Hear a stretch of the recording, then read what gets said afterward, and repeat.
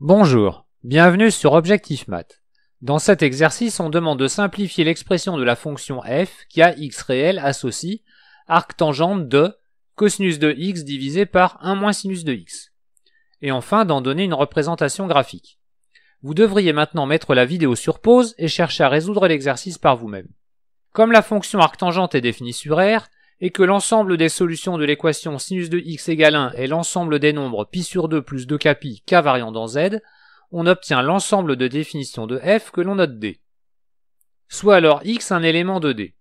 On utilise d'abord les deux formules, cosinus de x égale à sinus de x plus pi sur 2 pour le numérateur, et sinus de x égale à moins cosinus de x plus pi sur 2 pour le dénominateur.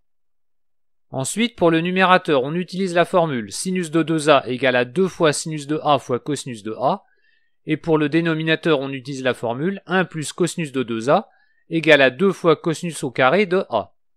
Dans les deux cas, avec petit a égale à x sur 2 plus pi sur 4. Et l'expression de f de x se simplifie en arctangente de x sur 2 plus pi sur 4. Il faut faire attention que arctangente est la fonction réciproque de tangente à condition d'avoir restreint la fonction tangente à l'intervalle ouvert moins pi sur 2, et donc arctangente de tangente de u n'est égal à u que lorsque u est compris entre moins pi sur 2 et pi sur 2. Or, x sur 2 plus pi sur 4 est compris entre moins pi sur 2 et pi sur 2 si et seulement si x est compris entre moins 3 pi sur 2 et pi sur 2. Ce qui permet d'écrire, pour tout x compris entre moins 3 pi sur 2 et pi sur 2 strictement, f de x égale à x sur 2 plus pi sur 4.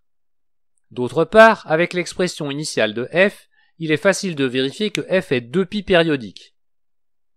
Ainsi, on obtient le graphe de f en traçant la partie de la droite d'équation y égale à x sur 2 plus pi sur 4 avec des abscisses comprises strictement entre moins 3 pi sur 2 et pi sur 2. Et après, il suffit de compléter par périodicité. Voilà, cette vidéo est terminée, vous pouvez me laisser des commentaires et me poser des questions. À bientôt sur Objectif Math.